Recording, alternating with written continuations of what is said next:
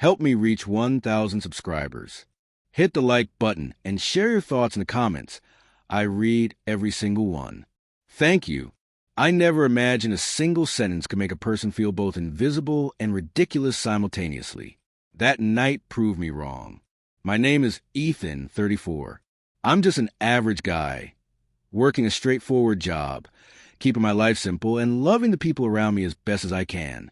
I'm not dramatic by nature, not prone to jealousy, and definitely not someone who escalates situations in public. But what happened that evening wasn't something a man with any self-respect could overlook. It was a Saturday night at an engagement party for one of Mia's friends. The backyard was decked out with string lights. Soft indie music played in the background, and guests tried a little too hard to look casual. Mia looked stunning, hair curled perfectly, makeup flawless, and a navy dress that fit her beautifully. Before leaving, she'd asked me 3 separate times if she looked okay. Each time, I told her the truth. She looked incredible. I thought we were fine when we arrived. Holding hands, laughing, sipping drinks.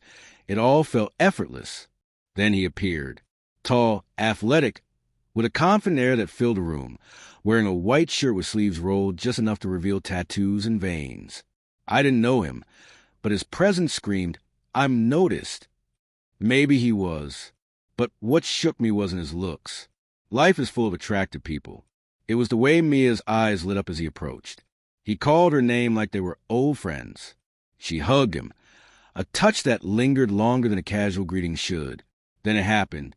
Her dress zipper had slipped slightly, and without even glancing at me, she asked him, "Can you zip this up?" He did, slowly, like he was enjoying the moment. I approached, keeping my voice even. "Mia, what are you doing?"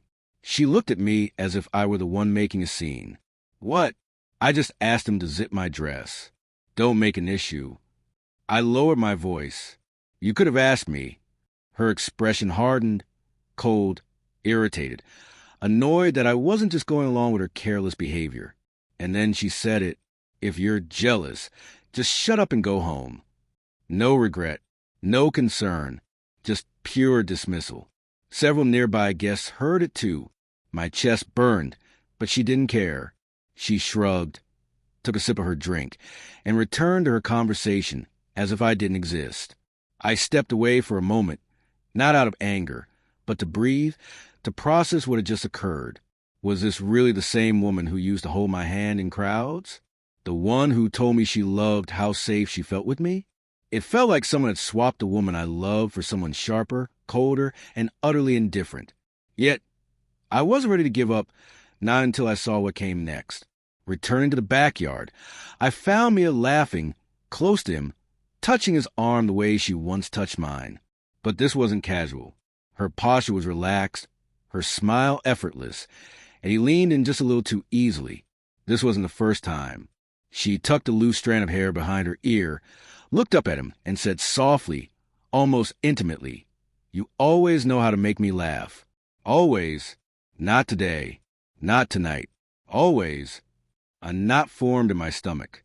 Something inside me quietly broke, not jealousy, not rage, but a heavy, clear recognition. I had been holding on to someone who had already let go. He noticed me, looked uncomfortable, and stepped back slightly. Mia didn't even flinch. She sighed at me like I was an interruption. "What now?" she asked. "Can we talk privately?" I said calmly. She rolled her eyes, loud enough for everyone around us to hear. "Ethan, stop being dramatic." "I'm not being dramatic," I replied. "I just want to talk." She exchanged a glance with him, something unsaid passing between them, before following me to the side. "What?" she demanded, arms crossed. "You do realize what you said to me earlier, in front of everyone?" "Oh my God, are you still on that?" I asked him to zip my dress, because he was right there. "You're overreacting." "Flirting," I said quietly. "That's what it looked like. You've been disrespectful." She scoffed. "Disrespectful? Childish, maybe. But come on, Ethan. I'm your partner, or at least I thought I was." I said, keeping my voice even.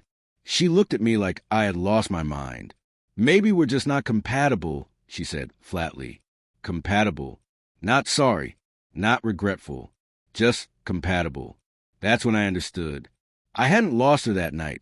I'd already lost her. I was simply the last to accept it. I nodded. Okay. She blinked. Okay? What does that mean? It means I'm done. I'm done being treated like an option. I'm leaving. Enjoy your night. She stared at me, shocked. Ethan, don't be dramatic. I'm not. I turned and walked away, silent, peaceful. No plan, no roadmap for tomorrow, but one certainty. I would no longer give my love to someone who couldn't or wouldn't give it back. Sitting in my car, I felt clarity, not heartbreak. The man who arrived at that party wasn't the man driving home. And I wasn't going to let anyone make me feel invisible again.